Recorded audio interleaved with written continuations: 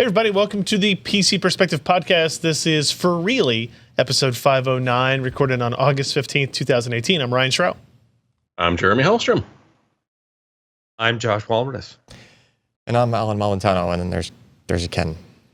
And an Alex. They're over there. Alex. We're here. This is, unlike last week, where we sent out an email saying it was episode 509, and then it wasn't actually a podcast. I think the exact line Josh opened with is welcome to the not PC Perspective Podcast. Is that Even right, though Joe? it was still PC Perspective. It was, yeah. Either way, it's But fine. it went off nice. No, I think it did. And we had Everybody had a positive nice comments. time. Yeah. This and week, Alex didn't curse much. This week we're getting back to the routine. We've got lots of news and reviews and stuff to jump to, so we'll walk through this pretty quick. We do record the show on Wednesday nights, 10 p.m. Eastern, 7 p.m. Pacific at pcper.com/live. If you want to join us there, we have a chat room. You can interact with us before the show, after the show, or during, I guess. We watch the chat rooms for that too, for commentary and questions.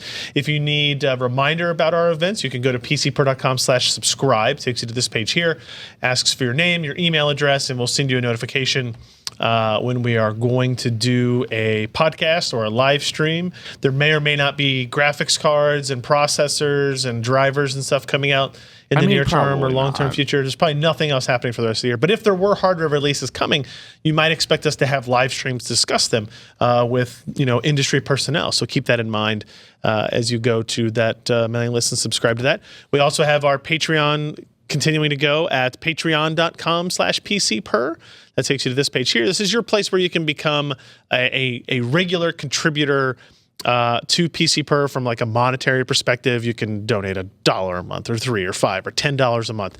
If you think the reviews we do are good, the videos we do are good, the podcasts, the after show, the mailbags, all that stuff is kind of built into this, and all this money goes straight to us. So if you run an ad blocker and you feel like a guilty person, or if you run an ad blocker and you don't feel guilty about it, you should still go to patreon.com/PCPer and help us with that. And anybody who becomes a new patron during the show will get a shout out on the podcast as well. What if they become a nude patron? We do get a little bit of an icon and an avatar, so it's possible that we'd be able to know that. We'll still take their money. Or they could, Because the last time I walked in a store with a cowboy hat and said, "There's a nude sheriff in town," didn't go well. Yeah, I could see that. We still have we have our mailbag. You can go find that at youtube.com/PCPer. We also have our merch store going. You can get that at joshtech.com, JOSHTEKK.com. You can buy t-shirts. Death Wish Raid, still the most popular. Hot Dog Down a Hallway, Super Pipe. We do have a classic PC Perspective on your chest t-shirt there in the classic blue. Just sounds wrong. What? The way you said it. Yeah, I did that on purpose, maybe. We've got mugs. If you want a little Josh Tech on your wall, you want a little Josh Tech on your drink. Who doesn't want a little Josh Tech on everything? But I'll take maybe it. you want a little Josh Tech on your chest. You can do that as well. You can get some Josh Walrus holding his wheel here as well.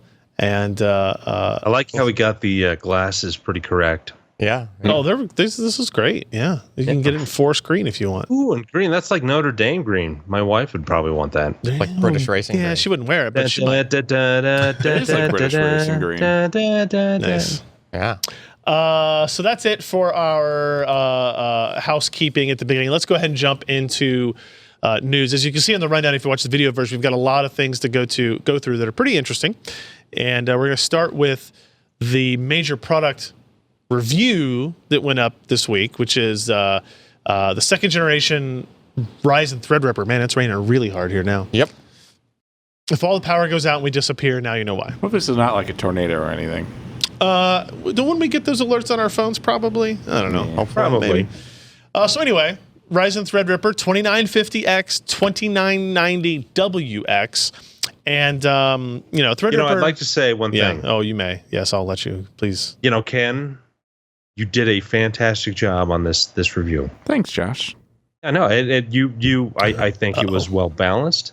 You had some Was it really fair and balanced? Specific benchmarks that did a nice job in showing the advantages, disadvantages of all the different CPUs. I thought you did a fantastic job, and it was not 40,000 words long. That's just my intro, though. Yeah. So we know what Threadripper is. The platform is actually the same. You got some new motherboards coming from Gigabyte and MSI, ASUS. Just basically has kind of like a revision change for it. But what's different this time is, and we don't have to go too much into this because they announced some of the specs already, is the 2950X is now your 16-core, 32-thread part, replaces the 1950X, but these are Zen Plus cores, so you get 12 nanometers, a little bit higher clock speeds, Precision Boost 2, basically better overall performance, and in some cases by quite a bit. A starting price of $899, so $100 less than the starting price of the 1950X last year. The 2990WX is, I was going to say the flagship, but I consider both of these to be flagships just for very different people. This is your 32-core, 64-thread processor, 3 gigahertz base, 4.2 peak single-threaded boost, 250-watt TDP, $1,799 price point, which is obviously very high, but it's actually less than the 18-core Intel part, the 7980XE. So you can see there kind of a fairly significant difference in the specifications itself. So we'll dive into that as well. But it's important to note, like the 2950X versus the 2990WX is a very important distinction between those two parts. The 2950X is still targeted at the enthusiast / gamer / I'm going to do a lot of heavy multitasking. I just want like kind of the best products that exist, right? The WX, the W indicates workstation. Mm-hmm. And the one thing that I maybe would criticize AMD in their launch this time is that the importance of that W is maybe undersold quite a bit. Like some of the performance characteristics and platform characteristics that exist when going to that 32-core part are so different than the 2950X that just the WX, I don't think, really drives that home. It still has the Threadripper brand, and it's that, the name in and of itself is, enthusiast targeted, I would say, DIY. It's almost like it's more like an Epic than a Threadripper. Yes. I mean, it is essentially an Epic processor running at higher clocks. It's like a lower entry-level Epic instead of a very, very high-end Threadripper. Yeah. And the technical differences are that the 2990WX still only has 4 channels of memory instead of 8 channels of memory like Epic, because they wanted it to fit in the same socket on the same motherboard platforms that already exist that only have support for quad channels. So the technical delineation there is that even though this has 4 working die, only 2 of them have active memory controllers. The other 2 have deactivated memory controllers, and they depend on die-to-die pass-through in order to access the memory. So I think I might have stolen some of the thunder. So if you're doing any kind of database work, that's probably going to be a killer. Yeah. And we have tests that show that, right? So this is a diagram of the 2950X, aka the 1950X from the previous gen. You can see, 2 working die, 2 dummy die, and then how the Infinity Fabric interconnects between them. All this we understand from last year's Threadripper stuff. When you go into the WX, it's very complicated, like a lot more complicated as it turns out. Yeah, the connection to the rest of the system is all the same. Yes. Right? It's just the dummy dies aren't dummy anymore. So yeah, if you look at these 2 die, they both don't have memory controllers and they don't have PCIe connections. Right. So any processing that occurs, have a buttload of cache. They do. Yeah, yes. This is true. But any processing that's done on die 1 and die 3 in this diagram, if it wants to access memory, if it wants to access external devices, it has to first pass through to another die to then access that memory or that PCIe. And interestingly enough, between the 2 sort of layouts in the 4 die variant we see here, Infinity Fabric is effectively running at half speed. Because it has half the bandwidth. It has half the bandwidth, yeah. Because the bandwidth has to split between 4. Because you're adding more links. Yeah. It has to connect to. It's not just point to point. It's now. So not only does it make an extra hop, it's also a slower hop. Got it. Did you do that cool latency graph between the different cores?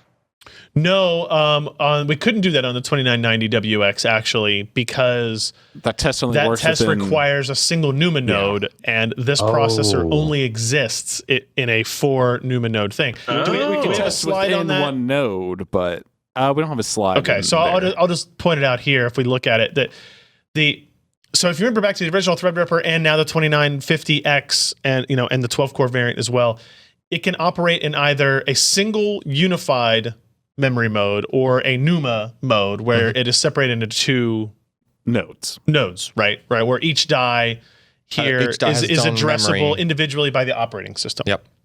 Right. essentially emulating a 2-socket system at that point. Yeah.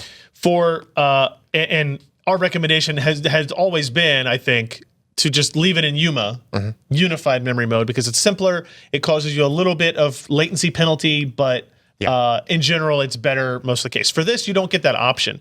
And the reason you don't get that option is because only die 0 and 2 have memory controllers PCIe connections, AMD wanted the operating system to be NUMA aware and target those cores and threads first. Right. It wanted to say, hey, go to NUMA node 1 or 0 first and populate all that before you go to the dies that do not have memory controllers on them. And because of that, they don't let you enable a unified mode across it. I wonder what it even considers that the other 2 dies worth of cores are connected to. As far as, because in NUMA, like there's a set of cores, and that set is connected to, this memory address space, which is like, some of the DIMMs, right? It's just an all map. It's not connected to anything. Yes, I know, but it has to be somewhere. It has to be associated somehow. So they would have had to do something like, die It 0. could give it address space, and then the architecture itself is responsible for right. It would have to be like that. it'd have to be like die 0 and 1 are all using the DIMMs hanging off of die 0, and then you know what I mean? Is that option, Ken, available to it? It's not, right? It's always distributing the memory load across all of it, right? Yeah. Well, if it's NUMA, it's not distributing it. right? Yeah. Right. But somehow it has to make a choice that because that memory can go either direction out of die 0 into die 1 or die 3 or whichever, right? So we'll look at the performance results of that from a platform perspective. Like I said, still uses the X399 platform. We did some testing on multiple boards, but most of it was done on the ASUS, The Zenith Extreme. As you can see for here. both Threadripper Gen 1 and Threadripper Gen 2. Worth noting, this fan is new. And This the heatsink part here between underneath the first PCIe slot is new. Kind of CFMs right? that fan pushed through. It's what? It's an added. Yes, it's added. Like a kit that you I can will get. say it's not an annoying, whiny fan, which is nice. That's a plus. That was a fear when we opened it up and saw what it looked like. That is because of the TDP increase going from the 2950 to the 2990. It goes from 180 to 250 watts for the processor. What you might call a bodge instead of the VRMs won't notice that at all. And once if you do overclocking or anything like that, it's the power delivery is obviously a significant concern. But it seems to be addressed, right? We didn't have any stability issues. I mean, to be honest, we tested without the fan and slot configurations, and it was fine. Yeah. We didn't add the fan until we started kind of evaluating. You can see this. This is the new performance. heatsink The current that comes in that kit. The current passing through those VRMs is probably within its limit. It's just that they didn't build enough heat dissipation in to run them that high. Yeah, I mean, I think we had some early thermal tests, and they were hitting over 100 C in this underneath the socket, right, without the heatsink on there. So definitely noticeable. And this is that MSI board. Is this the Meg? Yeah. It's a 24 Is that named phase, I after think? the shark? Shut up, Meg. I don't. It's gotta be the shark, the Megalodon, right? That's all the hype now. That CPU is just so huge sitting on that motherboard still. out.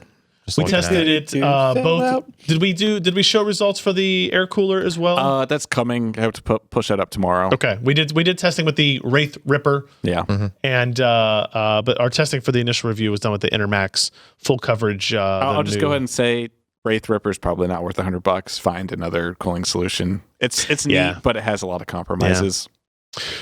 So I'm not going to walk through every benchmark here, but I'm curious which ones stand out. What shows?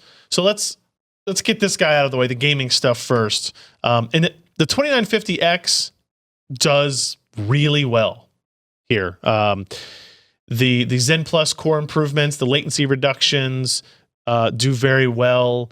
And now you're getting essentially 2x the benefit of Zen Plus because you have 2 dies instead of just one. Well, scroll back up a fuzz there. So the 2950 versus the 1950. These are both the same rough configurations. 2950 runs at higher clocks. It's just a very slightly higher clock.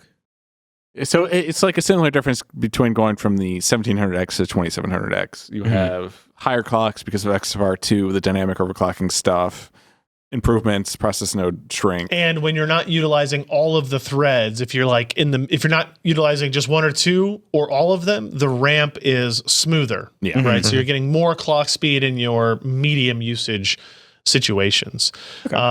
Now, what you'll notice here is though, Go back to the top. There's something important to discuss. oh yes, Yeah. please.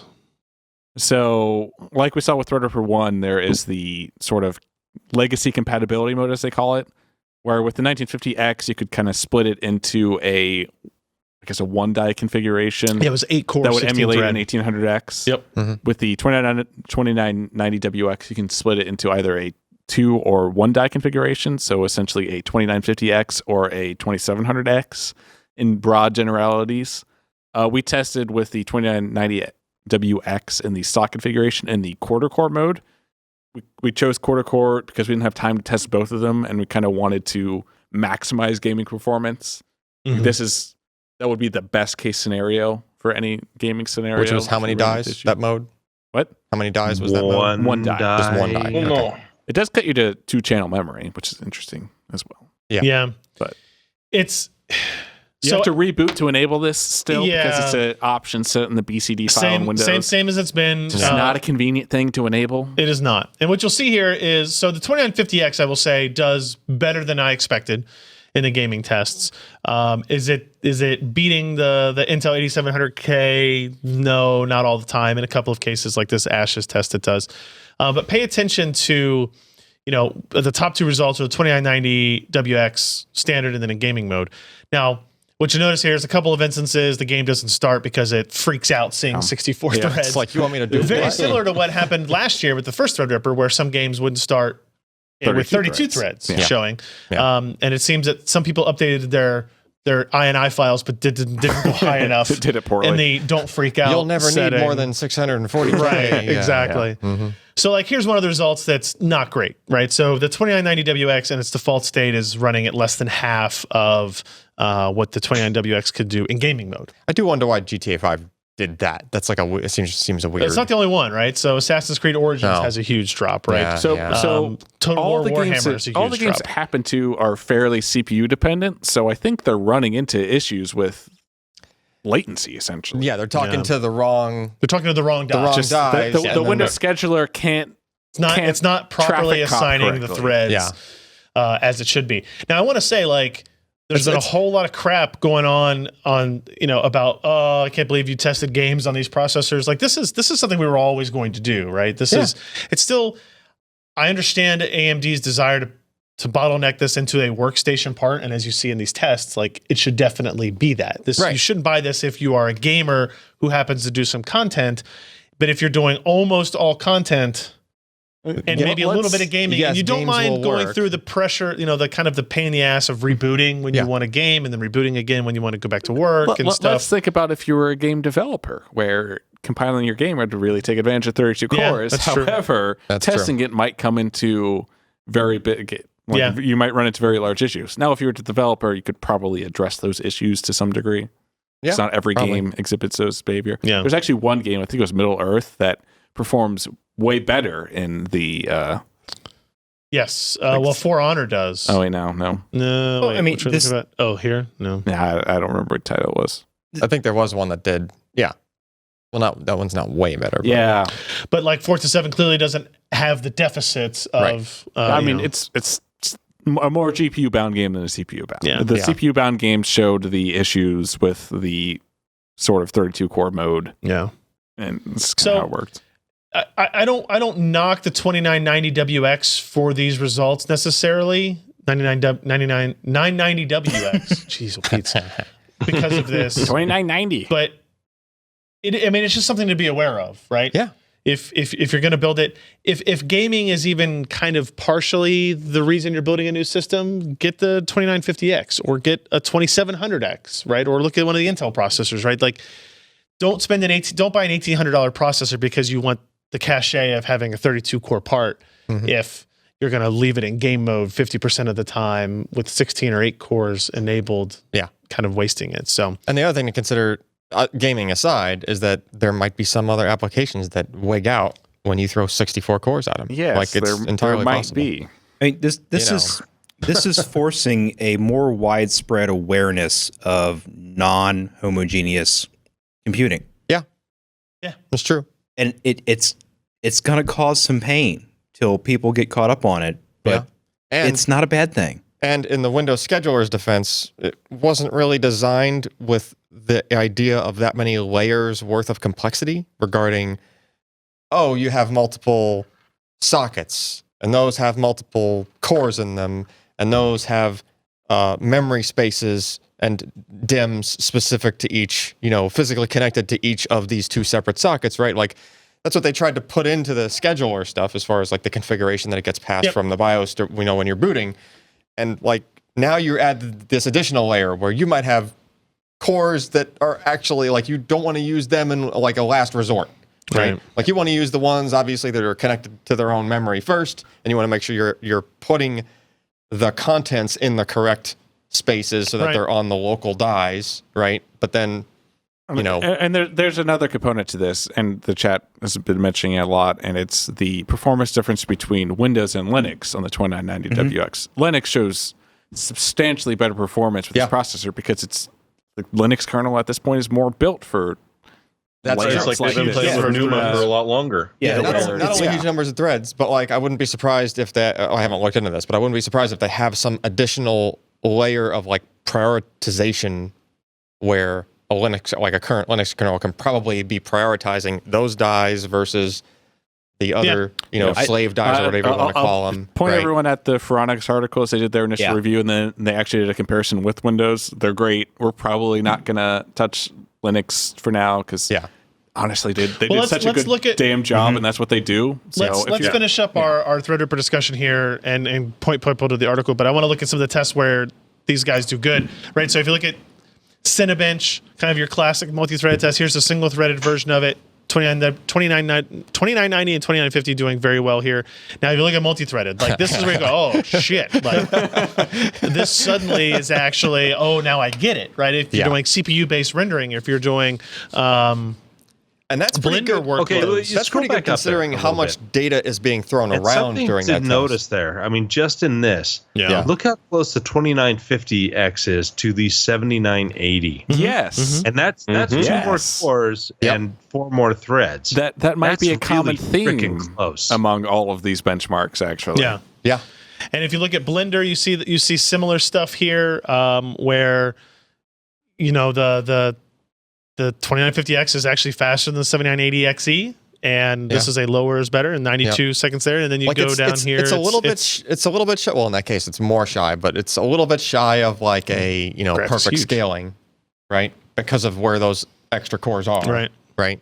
So you're supposed to screw around while you're waiting for it to render. Damn it. Yeah. It's too quick. Jeremy was complaining at SIGGRAPH as well that things that render too fast means you don't get any off time to like look at your phone and go get coffee and stuff. Pavre, another example of a CPU based renderer that hugely benefits from the cores of that. Handbrake is interesting. Handbrake, like video encoding at this point is getting to a point where the threading benefits are starting to be. There's ways around it, diminishing returns. Like but Handbrake is one of those where the application isn't necessarily optimized to go to scale that high, right? There's probably other ways to encode where you can see better scaling, but the question there is because there were some people that like recommended some other tools in the comments of the article even, and like Ken and I were looking at each other like what is that? Like we hadn't even heard of it. We had to research it. Turned out it has something. It is something that's been around for a while, but like there is a bit of credence in this, and I'm gonna do some research to find maybe some more modern tools, some stuff doing X265 and stuff like that. But I mean, I feel that all the scenarios we tested are very real world scenarios that people go through all of the time. And that's what we aim for. But Right. I think there's another level that could maybe take more advantage of threads. And in that respect, we're doing the same thing that the theoretical purchaser of this part would also have to do themselves, right? They're probably already using Handbrake. They're going to have to research this other tool. Like, oh, I have this many cores. Handbrake isn't able to take full advantage of it. Now I got to figure out this other thing and, kind of change my workflow to take advantage. Or Handbrake might, be updated. Last page here, power consumption is high. Weird, huh? Yeah. This is stock settings. It's using, so the 32 core uses 127 watts more than the 16 core. And, it's pretty much 120 watts more. That's a lot. Oh, it is a lot. That's but a lot. It's less than 2x. Look at that 2950. You doubled the cores and it's not. Yeah, look at the 2950 power. compared to the 7980XE. They're about on par. 2 watts and a significant jump in performance. Yeah. I'm not trying to be an AMD fanboy, but price performance on the Threadripper 2950 is really honestly astounding. even not price performance.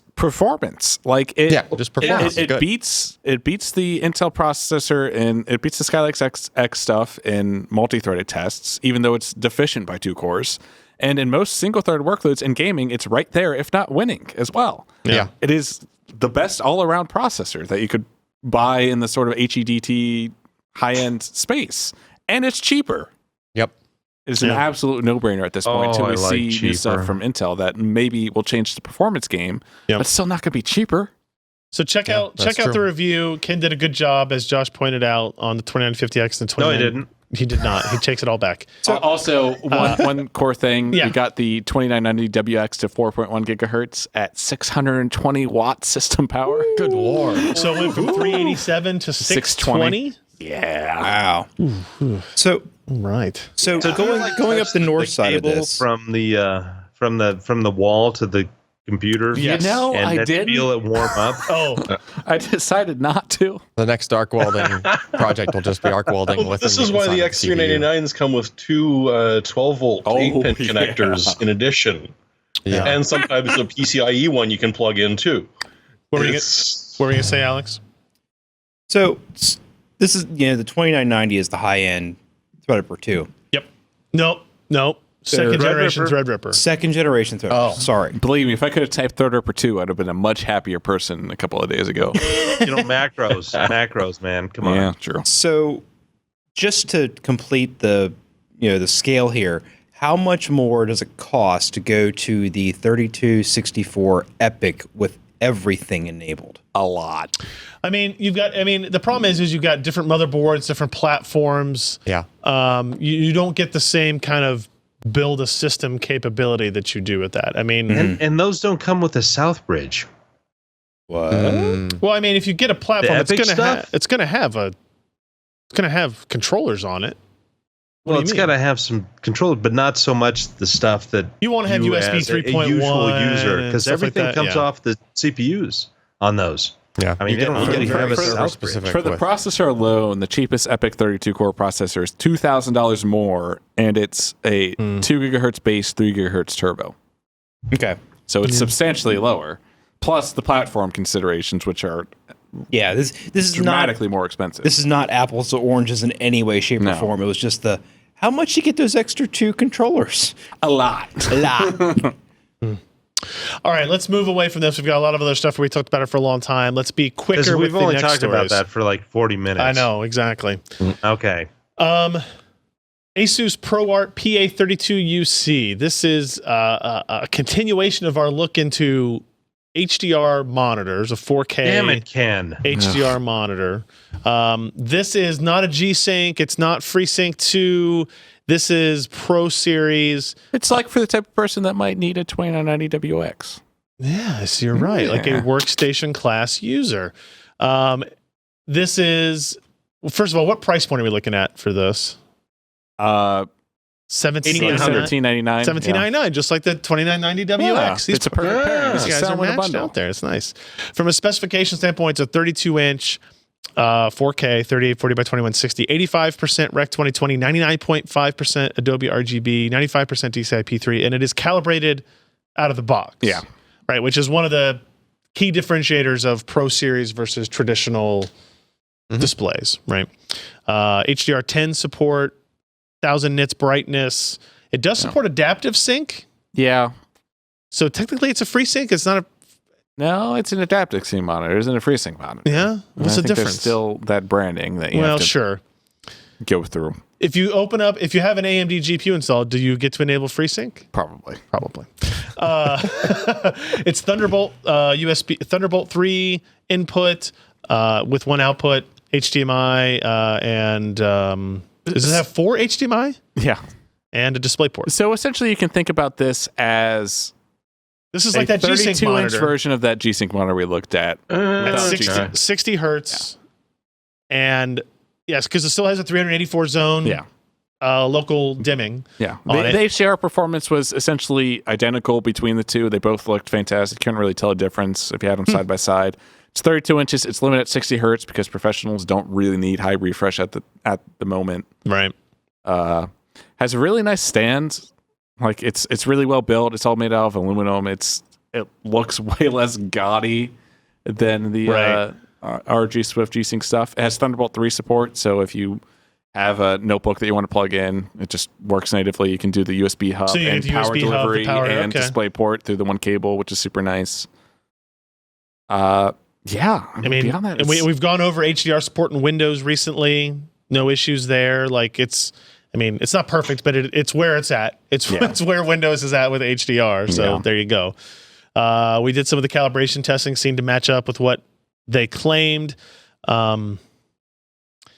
It's interesting. You did mention that there is a competing monitor that's like $700 less. Yeah, it's that the is not last HDR. generation version of this monitor, essentially. Okay. So it's the same color accuracy, the 99.5% Adobe RGB, but it doesn't have the backlight capable of HDR. Okay. So it's definitely a trade-off. If you're a video professional at this point and you're buying a high-end professional display, it would make sense to buy the HDR one because it seems that's the way we're going, that you will need to work on HDR stuff at some point. Yeah. If you're a gamer for $200 more, is it still $19.99 though? Didn't I see prices were going up on the ASUS G-Sync HDR display? They're going down. Yeah, it's going down. Well, I will say both of the G-Sync HDR displays at Micro Center are consistently $1,800. Oh, really? Interesting. Yeah. Okay. So same Okay. price. If you're a gamer, don't buy this. You know if you need this. If you're a video professional, if you do high accuracy photo work. I mean, look at that guy skiing. Look at the brightness of that image. It's so HDR. Yeah, vibrant. All right, check that out. PA32UC. That review's up on the site as well. Now we're going to talk with Allyn. We're going to ask him to talk as quickly as Allyn can talk about an SSD product. This one, oh God, the Intel SSD 660p, which is QLC. Yes, we finally have QLC. It's QLC. Is nothing it 10 new to cents per talk gig? about here. It's getting there. All right, It's trying. fine. It's almost 10 cent per gig class. No, if that goes all the way up to 19 cents, Yeah, we're inside that. okay. So these are 20 cents a gig. MSRP Okay. is 20 cents a gig. Yeah. So right out of this is an NVMe SSD for 20 cents a gig. These are NVMe SSDs. They're QLC. They Now have now- SLC cache that is adaptive. The cache size changes as the fill capacity of the drives change. Yes, it right? gives you basically it runs the QLC flash, QLC capable flash in SLC mode, and it keeps as much of it in SLC as it can get away with. Right. So initially it starts off, you see it as like a 1 terabyte drive, but in reality the flash is configured so that you only have like a quarter of a terabyte. Okay. Right. And it's just all running in SLC mode. And then as you fill it, eventually, during idle time or whatever, it'll see that, okay, now the drive's getting upwards of like a quarter full. I need to start making some room. And so I'll start sort of folding this SLC space over into QLC. Got it. Basically giving you 4 times the room for, 4 times the bang for your buck for your storage, right? Now, you would think disadvantage is, well, if you're a person that just runs, I buy a 1 terabyte drive, I want to fill it all the way. Dang it. Well, there's still at least like 6 gig worth of, Right. on the 1 terabyte, I think there's 12 gig worth of what's called a static cache. 6 gigs for the 512, doubling it to the 1 terabyte, doubling it again to 24 gigs of static cache. So you always have at least that much SLC to deal with, which is what you might be used to if you've seen any of the reviews on any of the Samsung Evo-based drives in the past, right? They always have a static cache. Right. More recent models have added sort of a dynamic cache, but nowhere near as large as this. So why is that important? What makes the SLC cache more important now for QLC? Because when you run out of the cache, it's like hitting a brick wall. QLC write speeds are slow. QLC read write speeds, fine? Read speeds are fine. Yeah. Like, I mean, they're supposed to be a little bit slower, but it doesn't really show on this particular product because it's not saturating the bus on the read speeds in the first place. It's doing good, but it's it's a little bit not super fast on sequentials. Still way faster than anything SATA, but when you run out of it, there's a couple of things working against you. One, QLC write speeds are going to be slower because you're trying to get the cell voltages to double the precision of before, right? You've doubled the number of essentially states. is what is enabling the Q in QLC. Yeah, you've doubled the number of states, stable states that are going to be considered as like different values, right? So you've gone from 8 different states to 16 different voltages within each cell to do 4 bits instead of 3 bits. And that takes extra time. You have to be more careful nudging those voltages to the correct place. But the benefit is, in theory, cost, right? Capacity per dollar. 33% more capacity for what would be the same die space, otherwise the same space. Yes. Okay.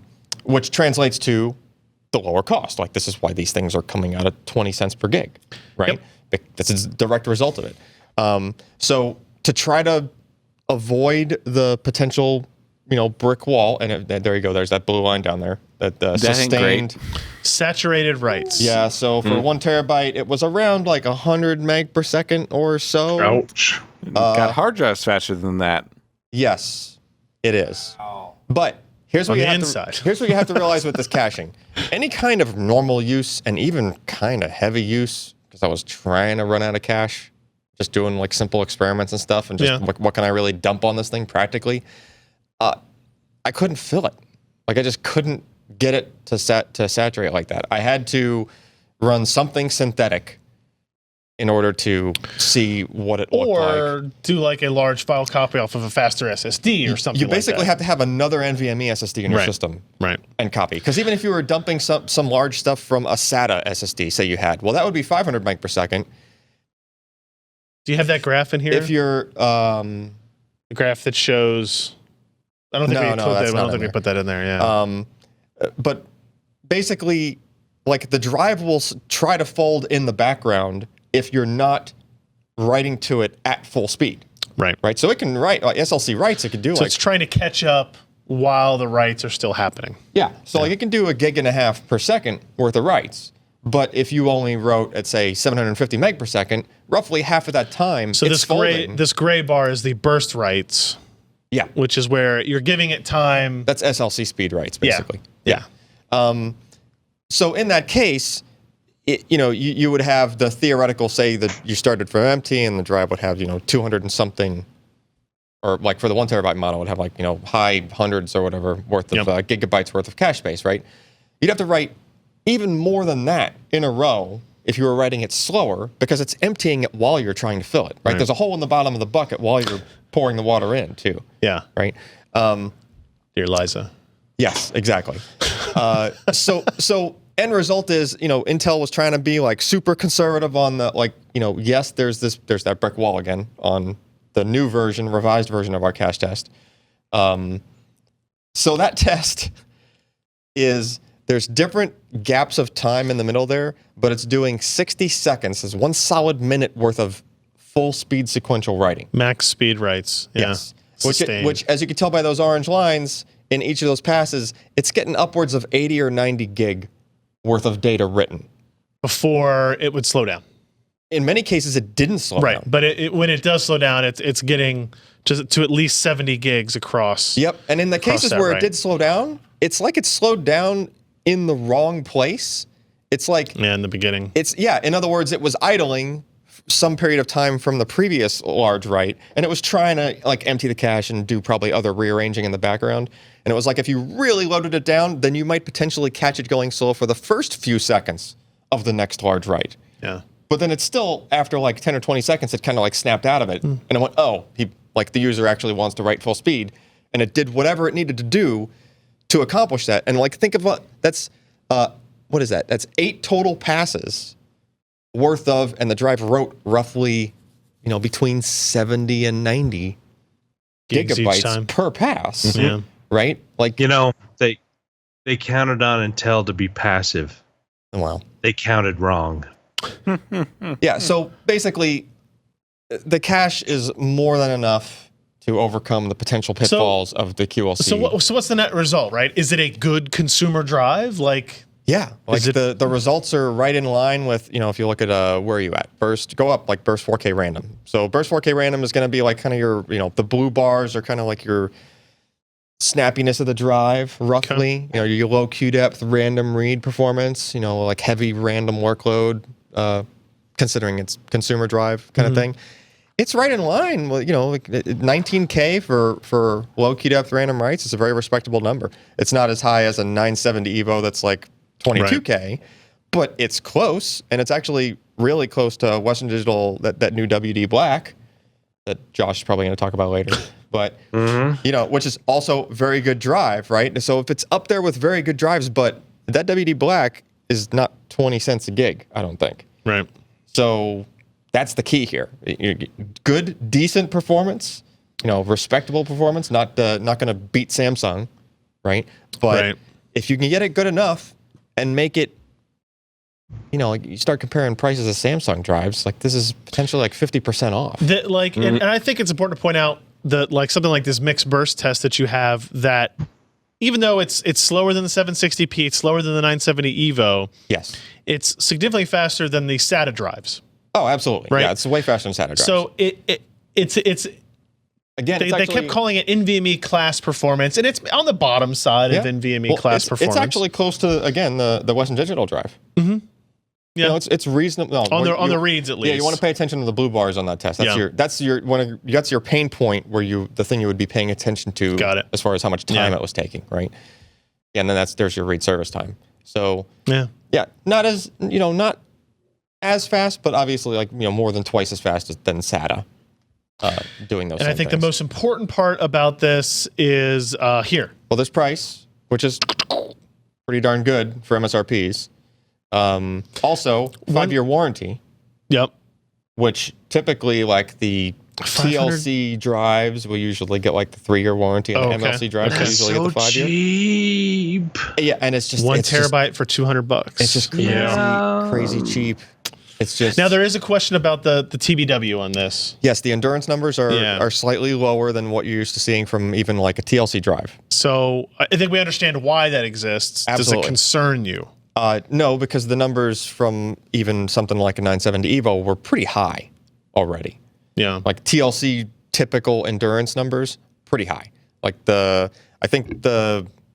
which model or which capacity was it? I think like the half a terabyte works out to something like that works out to something like 50 gig per day or something. I put it in a text, I think. We were talking about it. It comes to over 50 gigs per day, every day, including weekends, for 5 years. Yeah. Yeah. So you're combining, also even taking into effect 5 years versus 3 years, 50 gig per day on average is hard to hit. Boy, Yeah. that's a lot of porn. I mean, to it might be something you do several days where you're downloading games or watching all of Josh's videos. If it's your Steam game drive and you first get it. If it's your Steam game drive when you first get it and you bought the smaller one, again, I'm using like the worst case. Yeah. Right? I'm using the half a terabyte part, right? If you completely filled it right away, you might have blown through a week and a half worth of your write endurance. But are you going to completely fill it again? Like within the next week and a half? Probably not. Yeah. Right? I agree. Technoscope says in the chat, like, he's not impressed with the price, and he linked to the Crucial MX500 It's about the same price for a 1 terabyte drive. It's $10 cheaper. It's $10 cheaper, but it's a SATA drive, right? Yeah, The whole point of this was getting NVMe class performance at SATA pricing, and That's what Intel was going for. That's And what you're doing. I mean, they got there, in my opinion. Like that was their specific goal, and it's like, okay, yeah, there's definitely SATA prices. I'm They impressed. hit the compromises just right with this product as compared to everything else on the market at that area. That's the thing. And if you're the kind of person that you're still worried about the endurance or you're still worried about the performance, then okay, yes, 20 cents a gig is not for you. You have to Then spend go to it. 970 Evo, 970 Pro. Yeah, you have to spend a little bit more. You're not in the scope of what this drive was made for. This is like your Intel mainstream typical person drive, right? And in that respect, Kind of based like on that Toshiba drive in the really small form factor in NVMe. What about it? That it's kind of aimed at that same area. It doesn't have DRAM on it. It's just the controller and the NAND. Yeah. And it's tiny. Yeah, that's also true. It is very tiny. It is very tiny. Yeah, and it looks like they were hitting about MSRPs on the pricing. Yeah, the Exists so MSRP, as I suspected, is riding like a little bit high, but it's also like hard to find right now. Yeah, it's still coming into it availability. it was in stock like last week.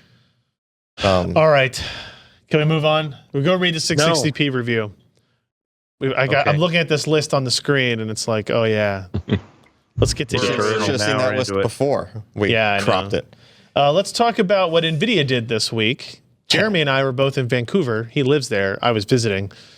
We went to SIGGRAPH, and we got to see the announcement officially of the Turing, not Turing. Turing would be TOU. This is the Turing. It's not a car. Yeah. Architecture. This is a new GPU architecture.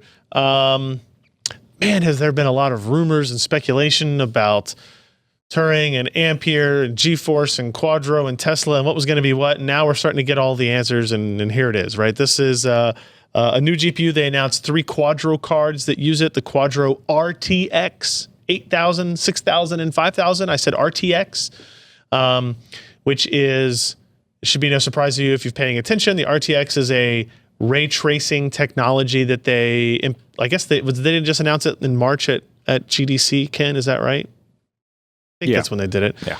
So now these graphics cards are branded RTX. And the reason they're branded RTX is because this architecture has CUDA cores in it. It has tensor cores in it for AI processing and inference especially. And it also has RT cores, aka ray tracing cores.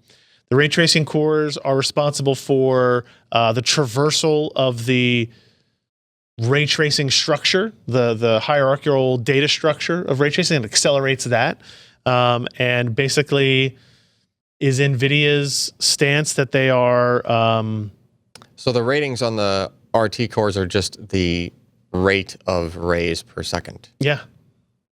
Interesting. Yeah. So it's not a specific number of cores they're telling you. They're just telling you the rate that it can. Correct. I don't know if I know they talked about, I don't think they gave you what the RT cores are. I don't know if they I think I heard the number of like each individual core somewhere, but I don't remember. Even if I knew what the number was yet, I don't know what that means yet. Like I haven't, it hasn't been defined for me what an RT core is specifically, how they work together, what their memory structure is, like all kinds of things I don't. It's all about the gigaarrays. Yeah, I mean that's going to depend. Baby. That's going to depend on how granular you want your scene rendered, right? Like the more detail you want, the more rays you need. They're talking about doing stuff in the 5 to 20 rays per pixel, and then you use the tensor cores and the AI denoising structure or technology to kind of make it together. faster, right? It's without like having a to depend on more rays. but for rays.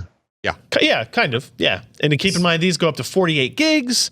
They support 2 cards with NVLink, right? So there's an NVLink connection between them. Okay.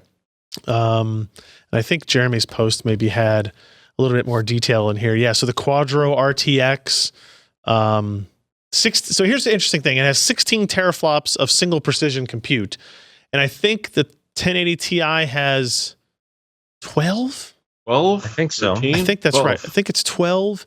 So you're looking at a 25% increase in single precision performance, which if you're just like, hey, how much faster is it going to be in Far Cry 5?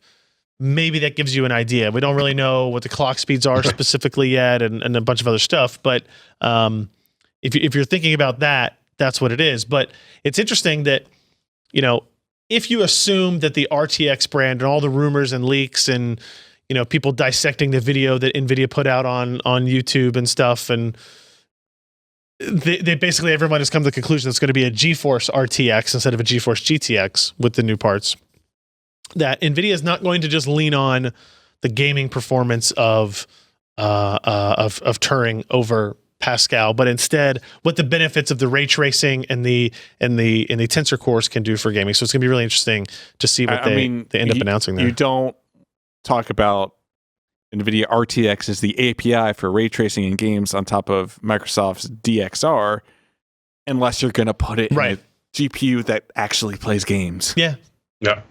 You need that to actually render the effects in the game that the people develop, maybe on the Quadros. Well, is this targeted at games? I mean, no, the one they announced, the Quadro RTX, is ProViz. You know, it's the Quadro. It's a Quadro product. Mm-hmm. I mean, it's a low cost product compared to some of the other ones too. Compared to like this Tesla. goes perfectly with the new Threadrippers in that it's this market that's never existed where you can get professional level stuff for essentially dirt cheap. Yeah. Right, like $2,300 for the lower cost one. I mean, it seems like the target for this is just render farms. No, so render farms are what. So Volta GPUs still exist, and I don't know what this will be in a Tesla form factor or if it will be another architecture, but these only can support 2 GPUs interlinked. Right. Mm-hmm. So you're a little bit limited there. I believe NVLink on like the Tesla DGX connects up to 16 GPUs per node. Right. So it's a different interface there. Mm-hmm. This actually has fewer tensor cores than the GV100. It has fewer CUDA cores than GV100, but GV100 doesn't have the RT stuff. Doesn't have the ray tracing technology. And yet somehow it's going faster, even with the lower. Faster than. Like faster at what? Weren't we comparing against the 1080 Ti just before? What? Sure, but the 1080 Ti is not a Volta based. I'm talking the single precision. Which is not going to use. It has more CUDA cores than a 1080 Ti, but it has less than the Volta GV100. Yeah. All right. So yeah, actually, this right here shows that comparison. The Pascal version of it is 13 teraflops versus 16 teraflops of shader and compute there. You're going from 11.8 billion transistors in the Pascal version to 18.6 billion transistors. So a pretty big increase. And a much bigger die, too. Yes, that's the Jesus part. This is a big die. Yeah. They are on the 12 nanometer part. limit. Yeah. Well, okay, 800 isn't GV100 pretty? Limit. Isn't GV100 bigger than that? I think it's around that same size. So yeah, no, reticle limited and TSMC I think is a little over 800 millimeters squared. So they're within those bounds, but not by a lot. That brings up some interesting thoughts. If you think of this as the potential 1080 successor, what do they do with the TI? Yeah. Where do you put the stuff? Where do you put the extra cores? Yeah, good question. Well, so that's why it's not a TI anymore. That's why they're going to name it a Plus. I would guess. I mean, it's going to have a daughter board stuck on top. This 13 teraflops number is like Titan XP, right?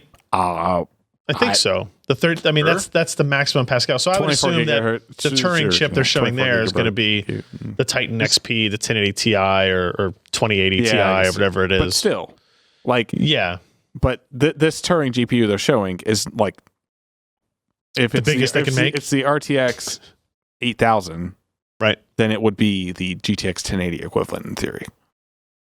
I think they would be the Titan XP or 1080 Ti equivalent. Yeah. Well, we usually don't see that at the beginning of an architecture. True. Is the point? That's true, and they may not launch it. But they're announcing it differently this time. It might be true. Pricing wise, up to $10,000 for that 48 gig capacity of the RTX 8000. How much that price is? Just the DRAM or the GDDR. It is GDDR6. I don't know if we've pointed that out before. Yeah. I mean, it's really impressive stuff. They had some amazing demos. They showed, it's hard to see here, that Stormtrooper demo. If you remember, they showed that at GDC. It was a real-time ray tracing demo. It was running on 4 Quadro Tesla.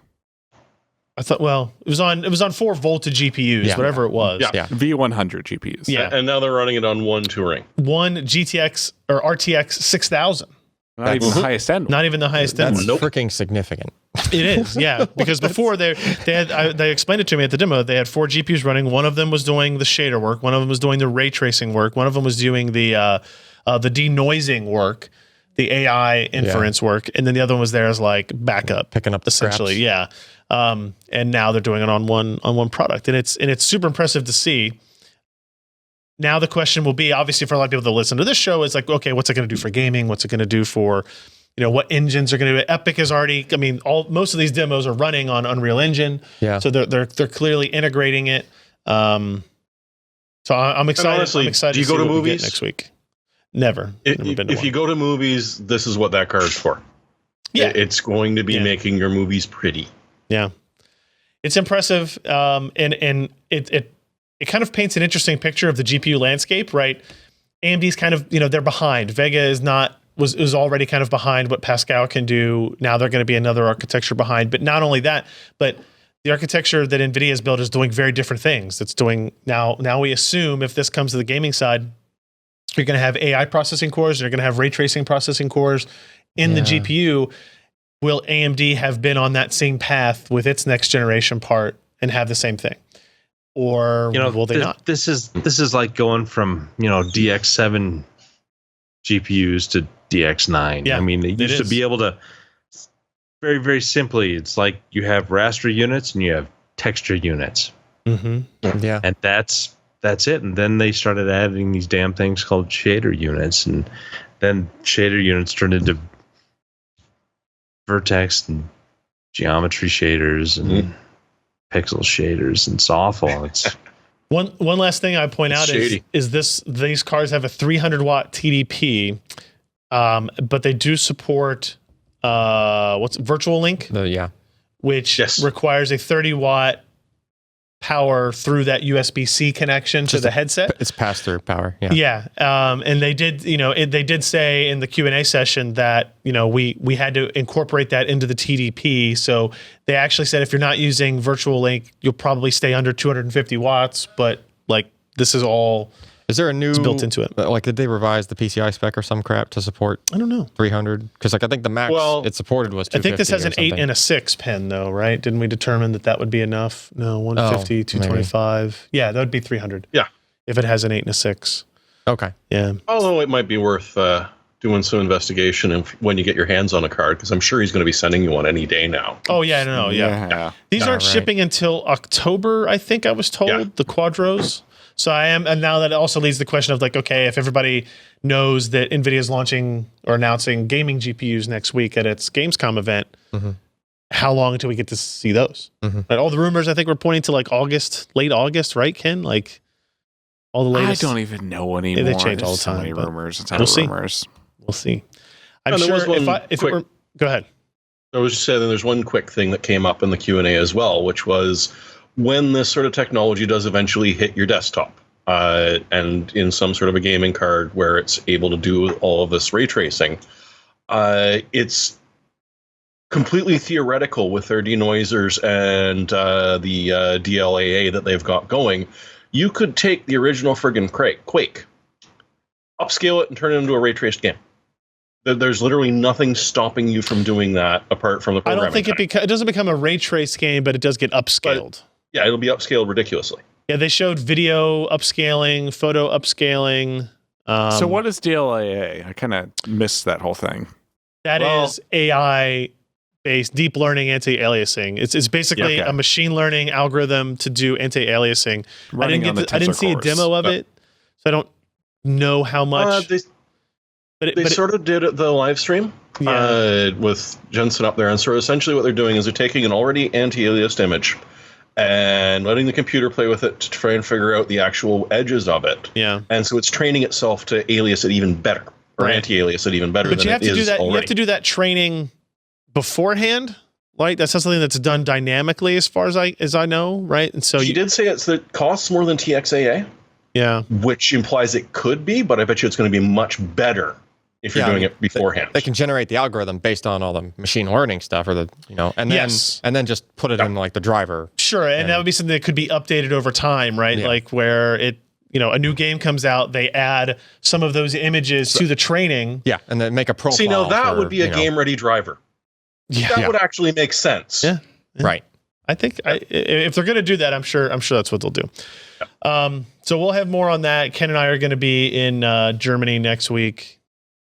Just because. So apparently NVIDIA is having a thing. Decided to go on a little trip. You're just going on a trip. All right, let's. In 2004, I suggested to Jensen Huang in a Q&A session about shader-based AA and the different forms that it could actually use. How come you don't say anything smart like that now? Because I'm really freaking stupid now. What happened? The last 12 years of 14 have been awful. Yeah. I have half the functioning neurons as I used to, as you can well tell. Damage. Fans. All right. Moving on to the next story. This one will be pretty quick. There was what was the name of this? The Feng Wang chip that we kept seeing leaks of showing up in 3D Mark and stuff, and it was a new APU from AMD, and I think it said it at first, like the leak showed that it had HBM memory, and nobody knew what this was. People theorized that it was AMD's answer to Kaby Lake G. There was going to be like a higher performance APU. As it turns out, this is a processor that AMD was building in a semi-custom capacity for a company called Zhongshan Subor, which is a giant Chinese NES clones, Famicom clones. They're a giant Chinese conglomerate company, but I think a lot. If you've ever heard that name before, it's probably from that, making classic console clones and selling them.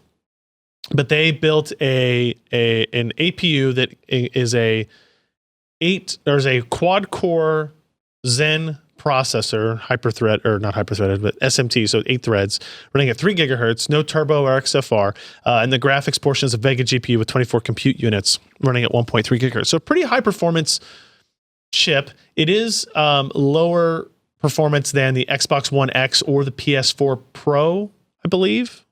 Definitely the Xbox One X. It's about the same size GPU that you get in the Kaby Lake G Vega M GH part. It's not the GL part, right? So the higher end of that. They have 8 gigs of GDDR5 on the system on the board. I think the first reports were it was on the package, but AMD updated that. They're building it for a console that looks like that, like a console would look, as well as a PC, as well as a gaming PC, and they're going to use the chip in both of these. So is this a fully online only console? Because I see no, it has regular ports on the back. It looks like a PC on the back. I mean, these are USB ports. It might just have controls on the back. I'm pretty sure we've seen photos where it like has actual like stuff, display outputs. Yeah, I'm trying to see if I can spot one.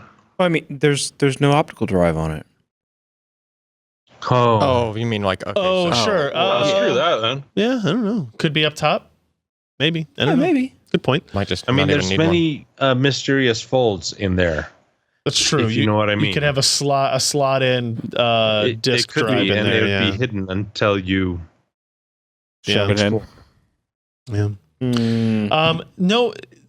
So this is an interesting thing. It kind of answers a question that's been hovering over us. It's another semi-custom design for AMD, but they weren't out there touting it in the same way they would a Sony or Microsoft design. I think we're not really sure what this is going to sell like, if it's going to be a moderate seller or a huge seller, right? The Chinese market is enormous. If this were something that caught on, it might be a significant revenue source for AMD, but I kind of don't get the impression that's the case. It's just another example of AMD working with a customer, building a part. I think it's the first Zen plus Vega APU that has been in a console, right? So if you're thinking about there's only been one other, and that's the Ryzen 2200 and 2400 Right. G. The processors that aren't in console. But I'm saying if you're looking for maybe a hint of what future consoles may do, some upgraded derivative of this would be possible. Absolutely. Because now they've got some of the work under their belt. Are you looking forward to importing one of these from China? Zero chances of that. Yeah. I don't know what. I bet when I send you the AliExpress or Taobao link, we'll find one here at some point. Oh, you're probably right. Intel had a data center day that Ken attended, where they announced a whole bunch of stuff. Did announce a whole bunch of crap. A ton of stuff, but like, what's the high level of their of the stuff that we're going to be interested in? Like, so sort of the main takeaway was they announced a updated Xeon roadmap, starting with Cascade Lake later this year, which adds support for the Optane persistent memory, the sort of RAM replacement, additional to RAM storage. Optane DIMMs, essentially. Yeah, yes. Optane DIMMs. Second generation Crosspoint. Yeah, that doesn't tell anyone anything, that name, though. Yeah, I don't know what that means still. Yeah. But, yeah. Just say Optane DC persistent memory. Which, yeah, again, still not a great name. But yeah, perfect. Branding sucks. These have security mitigations in hardware?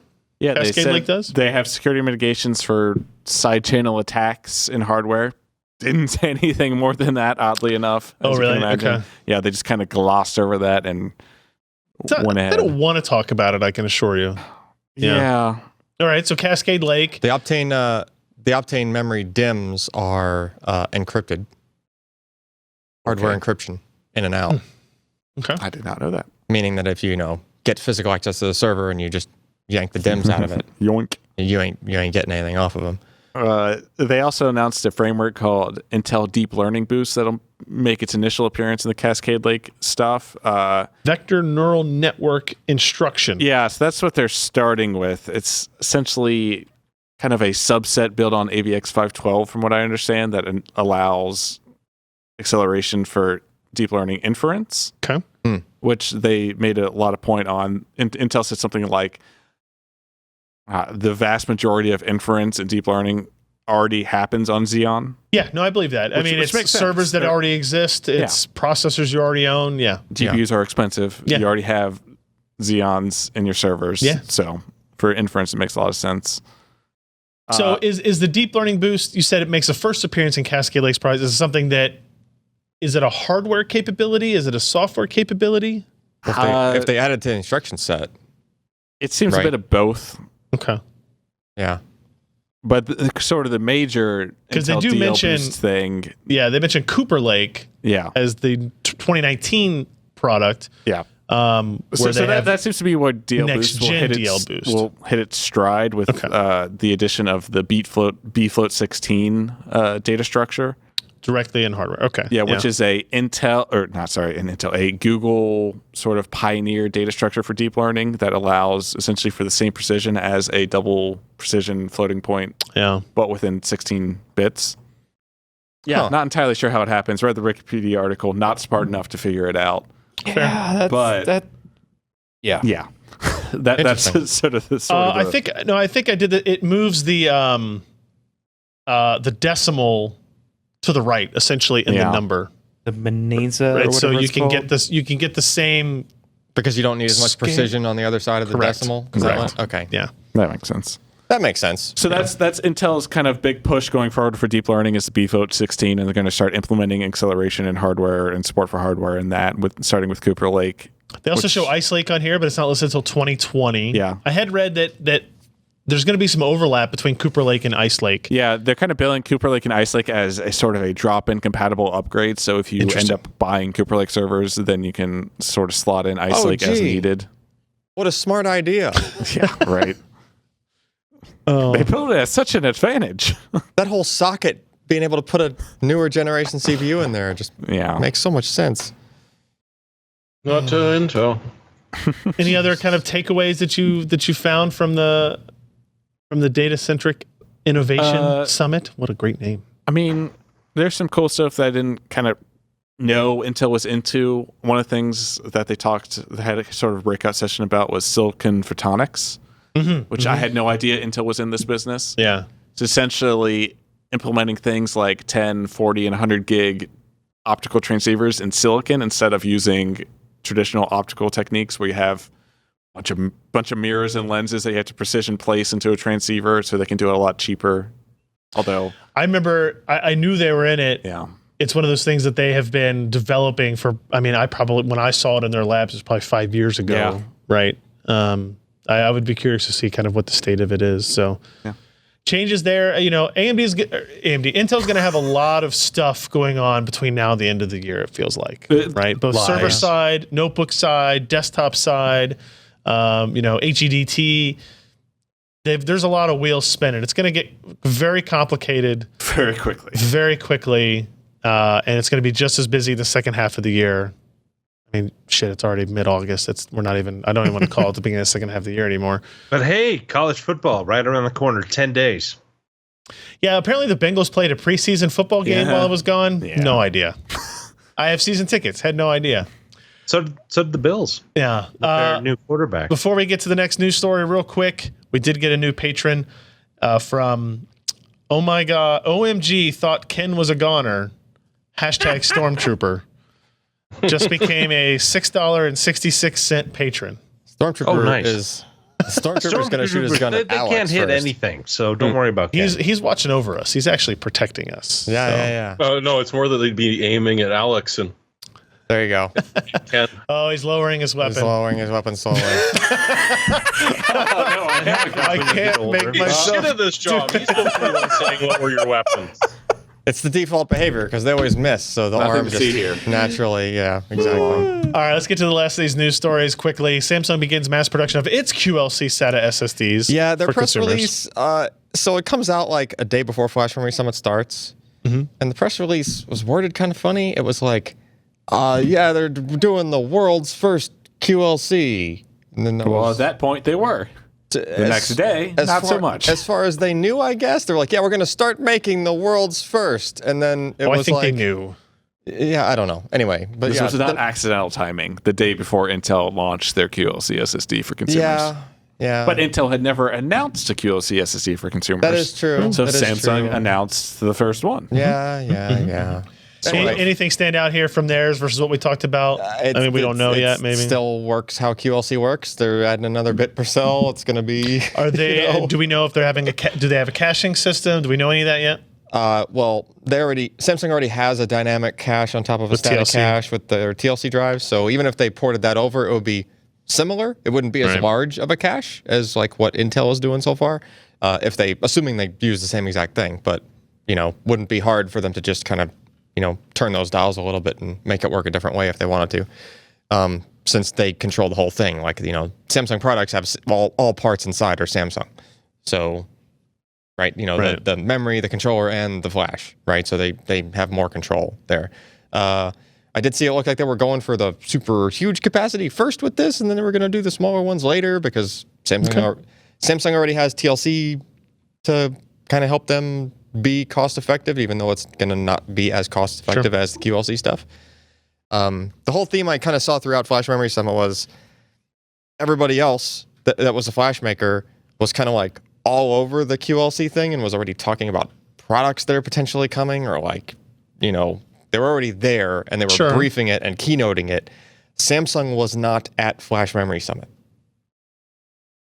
So I don't know how to interpret that for sure. The way I heard it is they didn't get their money back when there was a massive fire last year, so they said, F you. Oh, you heard that? I heard that. I mean, that's a plausible theory. That's an entirely plausible theory because that was kind of a big letdown last year at Flash it's Memory almost Summit. like they were the title sponsor of the Flash Memory Summit where there was a massive fire. Yeah, and nobody got to see the show floor at all. Weird. Right? So to go from that, but Was this in Santa Clara? Yeah. But the thing is, Samsung is the largest player in this, and they weren't at the Flash Memory Summit, where all of the other players were Sometimes Screw you giants guys, get a we'll little hold full our of own. themselves. Hey, don't be a player hater. there. I don't know, just really weird to have hates the Samsung game. He just hates not the there flame. with that thing. Yeah. Before you So get how to big was their biggest drive? 4 terabytes, I think. Yeah. Well, because it was Toshiba that was showing off the 85 terabyte. Well, I mean, Samsung has shown off crazy high capacities in the past as well, and they could. This is one they'll actually sell. Yeah. I think Probably. they might have got the hint that they kept talking about these, 32 and 64 terabyte parts that like nobody can buy anywhere except for one or two OEMs that are buying. They have like the only contracts possible with them or something. Yeah. And nobody even knows who the people are that can buy them. So it's like, okay, don't show this off anymore if it's, so maybe they got that hint and they're just talking about, realistic purchasable capacities now. We got another Patreon update. HardOCP.com and HardForum.com actually lowered his Patreon from $5 to $3.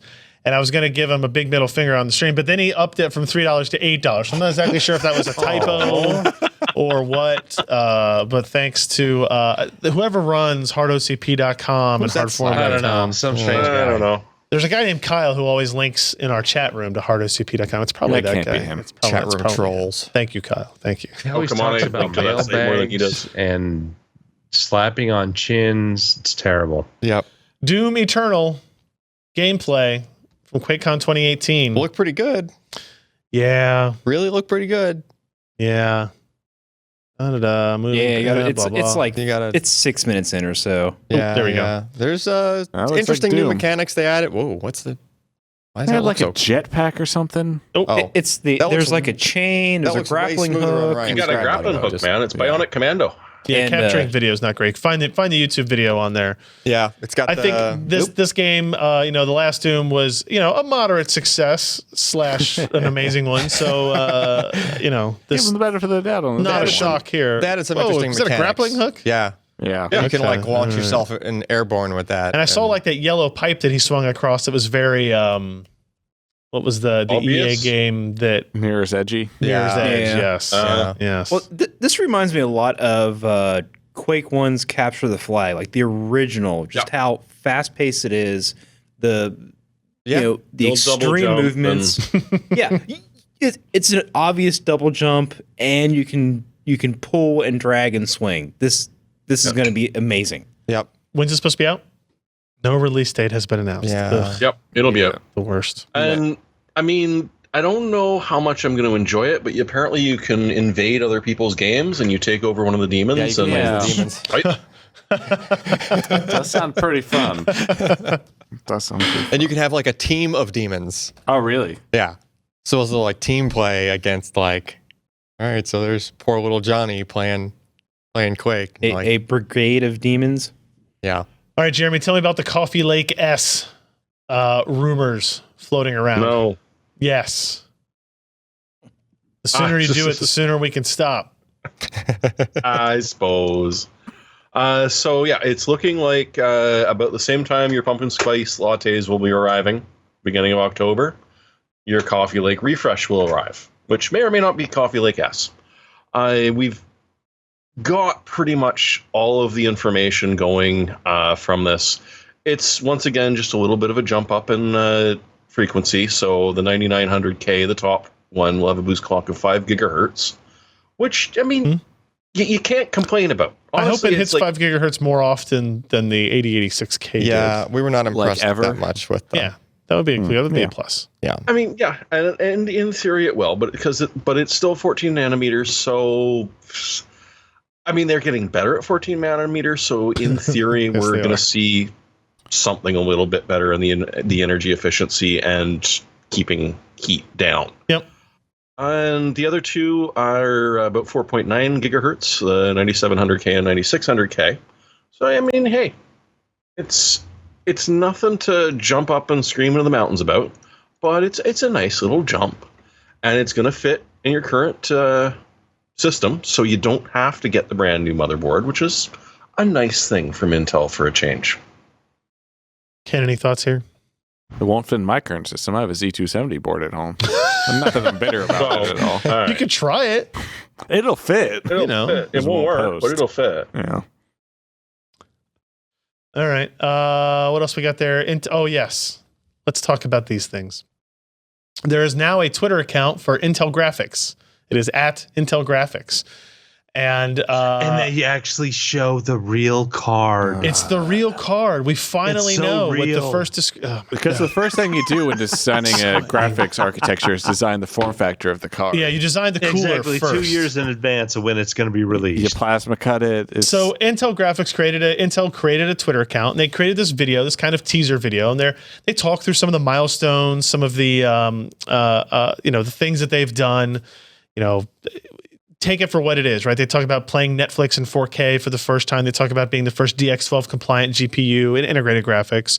They talk about what they've done for esports, coming to mobile devices, their developer relations. But then they also they show and in 2020 there is this discrete card they're showing it, and the phrase they use is they will set our graphics free, which I don't know what that means yet. Well, I can assure you that they're not free. It'll be an open source architecture. Yeah, obviously. of course. And they are going to charge you for this product whenever it comes out. But there's like there was like a little silhouette of the video card, right? And holy moly, did the internet eat that shit right up. Like there are headlines out there about Intel teasing Arctic Sound graphics card coming in 2020, and it just blows my mind that somehow people don't realize this is probably some default three-dimensional, like 3D data set that somebody got and put together. It's like, I don't know, we just got to put that on there. Also, that's only a single slot card. Ken pointed out it looks like a half slot card or something like that. It looks very thin. Mm-hmm. I can't see the fan. Yeah, there's because like it's no gonna fan. need one. It's passive cooled, I'm sure. It's just somebody. Oh, sure. Somebody was just like, "Yeah, 3D graphic GPU. Okay, here, square." Yeah, for people to Right. believe that this is in any way indicative of something that will be coming in 2020 is nutso. So Heck, you can't even see the power connections. There are it none. has not. I told you it's passively Yeah. cooled. And it's missing a It's key. free. It's missing the key in the PCI slot, by the way. Maybe so that they- won't It's plug in power anywhere. free. It's heat free. It's everything free. You don't even need golden fingers to plug it in. You just wave it by the system. I see. The joke is that it's free, as in it's integrated in your processor already. Oh, great. We're going back to Slockit then. To be perfectly honest, like Heard it here first. we know what they're doing. They're going to make discrete cards. It's going to be for professional markets, enterprise markets, gaming markets. They've said all of this. 2020 is the timeline for when that will start. It's important for them to start this kind of messaging. They want to talk about, hey, we're taking gaming seriously. We're taking graphics seriously. Although I just think the people latched onto the wrong thing because it's the only thing that was like new and sexy and interesting, right? And Yeah. maybe a little bit of a mistake there, kind of including that at the end. But SIGGRAPH already happened, or is it happening? SIGGRAPH, I think, ends today. It drags on, technically? till Thursday. Okay. Yeah. So they There's didn't do a couple of anything at hangers on. SIGGRAPH. No, they have a booth at SIGGRAPH, but they did not have this card Well, I didn't mean a card, sitting there but like, or this demo. This video just showed up. It's part of a marketing campaign, what have you. So yeah. that's a controversy that's been going on. So there you go. That's probably not what the GPU is going to look like. I can assure you guys, this will not be the last time we hear about Intel graphics before 2020. Okay. Will not be, and it shouldn't be. Also, in the Intel news, there was another speculative execution problem that popped up. I guess it was yesterday or the day before. No, 14th, yesterday. AKA the Q3 2018 speculative execution side channel update. What is the name of this new one? It's L2, isn't it? I thought I was looking for an L2 one. Foreshadow. L1 TF. Yep. L1 TF. L1 terminal fault. There we go. Yeah. Terminal fault. It is again a similar, like I said, it's in the side channel. AMD claims that their architecture is not vulnerable to this. Interesting. It's one of those things. So Intel talked at that data center day that Ken went to about hardware mitigation for these side channel attacks. Yep. So after that, I expected this to get a lot more of attention. Like people should be hammering on Intel. It's like, okay, you said Cascade Lake's going to support this. Is this going to be mitigated from this, or is this too new? That's a really good question. Right? Or is your hardware mitigation allow you the flexibility to make these modifications I would at the hardware level as they show up. I would think that it would need to be at least flexible enough or just general enough that this would just be naturally included in whatever changes they had to make. Maybe, yeah. I mean, this addresses all the same processors, all the way up to 8th generation, X series for X299, all your Xeons, blah, blah, blah, the same type of stuff. But as far as why it didn't get like a bunch of press, like a whole lot of press, because like with all the Spectre and Meltdown stuff, it's almost like, in Clue when they've killed the 5th person in the mansion. Yeah. And everybody just kind of like, oh, look, another side channel attack. Yeah. Okay. I agree. And it's kind of, I don't want to say it's disappointing, but it is a little... We knew there were going to be more. Unfortunate. Yeah, I don't know if we thought there were going to be this many kind of in the quicker cadence that they've been. Yeah. But yeah, this is another like virtual machine concurrent thread running side channel access deal. I didn't get into the detail of what the specific difference was. Ability to glean some sort of information about other things running in other processes on the system. I like the phrasing of it. Has the potential to improperly infer data values for multiple types of computing devices. Infer. Yeah. So this will probably be something I'll have a conversation with Intel this week about and figure out. See if it's fixed in the new stuff. That's the most important question. I think I've gotten emails from all the major hosts so far. I got the Red Hat email already on this. Like that's actually what tipped me off that there was even a thing, right? Is I got the email from Red Hat about, hey, we want to talk to you about this thing, and I got something from who's the host that does the IRC server, Ken? DigitalOcean. Yeah, they sent out something about this thing and how it was going to affect their Red Hot response to L1 terminal fault / foreshadow. People are getting pretty good at patching these, apparently. Yeah, it's like they had practice. They're probably similar. Yeah. Well, speculation branch, more or less, isn't it? Yeah, basically, you just modified the kernel behavior for, whatever they're trying to take advantage of, and you can patch around in the kernel. It's not going to be as optimal as like hardware, just natively not being vulnerable. Through this vulnerability, an unprivileged attacker can bypass access restrictions and read privileged memory. That's the Red Hat summary of this particular thing. Sounds familiar, doesn't speaking it? of for Onyx, I think they have already posted benchmarks of what happens when you apply the patch. Oh, anything amazing? I only got the email. I didn't actually have a chance to look at it. Now I'm seeing if I can spot it. All right, everybody, let's get into our hardware software picks of the week. Mine is something that we got this in. I was going to say we're going to test this out. I don't think you really need a bunch of testing out. This is, that's more pictures than testing. Yeah, the Gigabyte AORUS RGB memory, right? It comes with 4 DIMMs. Might be hard to tell on camera, but it's hard to tell. Alan, you can see here. You can, for the audience, please verify that they look like DIMMs. Those have pins, connectors. These do not, except for the front DIMM to get the power. They have just the power connectors. Just the power connectors. And probably the SM bus connector. Yes. So these are, this is a 16 gig kit, I believe. I'm looking at yeah. So 2 8 gig modules that have actual memory on them, and 2 modules that have no memory on them, and instead LEDs, but they have the same heat sinks on them and all that. Because memory is too damn expensive. Memory is very expensive. So if you want to look like you're for people I actually, when I first saw this press release, I was like, this is such a stupid idea. But then I was like, well, no, if you can fill all the slots in the system, it's actually a really good idea. Now there's still a price premium for this, right? You're still paying for, but it's probably like $5 or $10. You can feel the weight difference in the 2 packages as well. Like there's a pretty significant weight difference on that. You gypped me of my chips. Hopefully they don't use as much like metal in the heatsink. No, I think it's the same exact thing. Now think of how much money you could save if you just got 4 of those fake DIMMs. Yeah. You're onto something. Just think if the RDRAM people had taken RGB into account, that they could have really monopolized. I mean, because you had started out with RGB. You had to have the Terminator DIMMs. Yeah. Oh yeah, you're right. Yeah. Yep. Yeah. So if you could have had them all light up, then our DRAM would have taken off. Seriously, 1998. The packaging calls this 2x RGB infused demo modules. Mm-hmm. RGB infused. I want to hate it, but it's fine. Yeah, exactly. I am curious. I mean, the thing is, I paid twice that much in Canadian dollars for 32 gigs of DDR4 3600.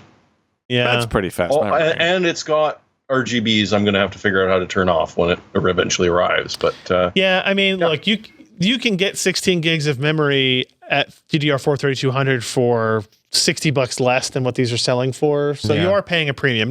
You can't get RGB memory for $60 less.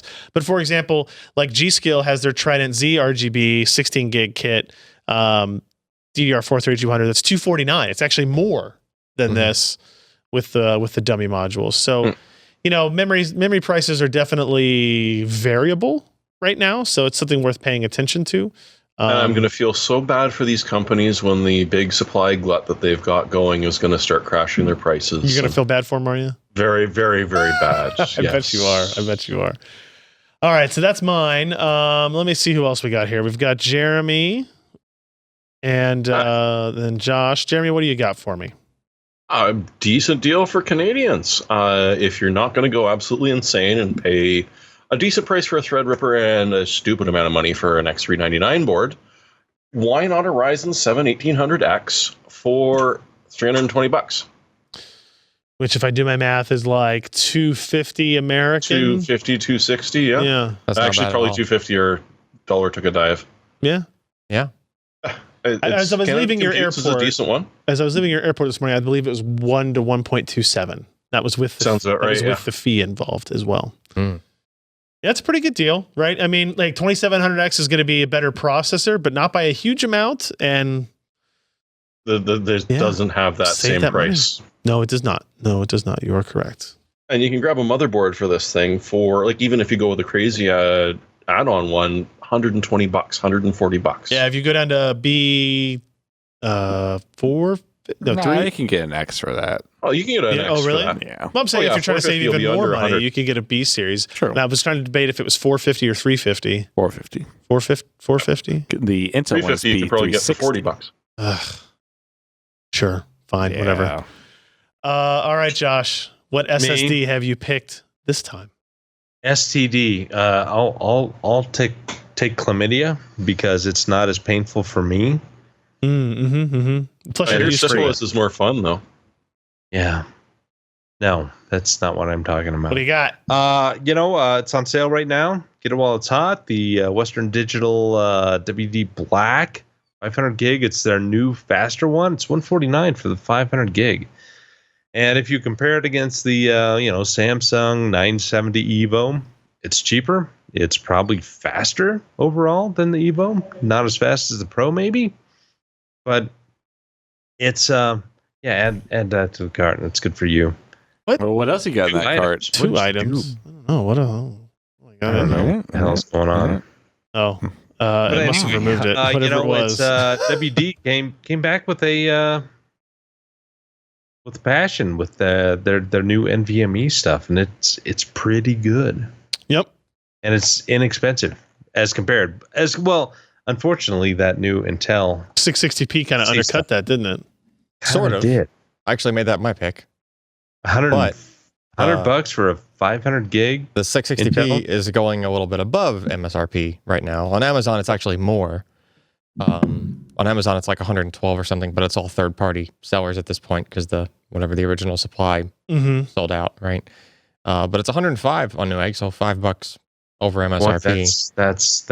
That's hard to compare. Pretty good. Now, granted, that Western Digital drive is still a faster drive. Like sequentials are faster, and you can beat on it as far as doing writes for longer periods of time and not worry about like caches running out. It still has a cache, but like it's slower speed is way faster than the cache empty speed of this. But still, good all around drive.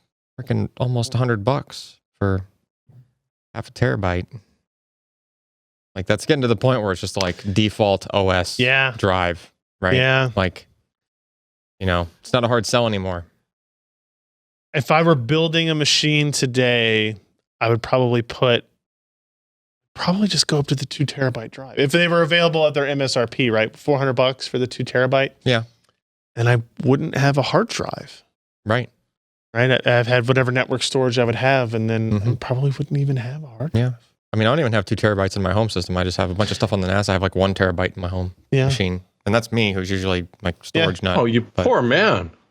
No, I just don't need, if it gets full, then it's like, well, let me just throw some of that junk onto the NAS. Mm-hmm. Right? It's, All right, everybody. That's it. That's our show for this week. Thank you for joining us. Ken, like I said, Ken and I will be gone next Wednesday. We leave again. Yeah, we leave Friday to go to Cologne. Mein Leben. But Allyn will be here. Alex will be here. You guys will be here, so you'll be able to do a show. Mm-hmm. If nothing else, and I bet you'll have some interesting stuff to talk about in regards to NVIDIA graphics. Maybe, I guess. PCPro.com/podcast. Go there, find all of our MP3 links, RSS files, YouTube videos, show notes, links to all the stories and picks that we had this week as well. PCPro.com/podcast. We appreciate everybody for listening, and we'll be back next time with another episode. Bye, everyone.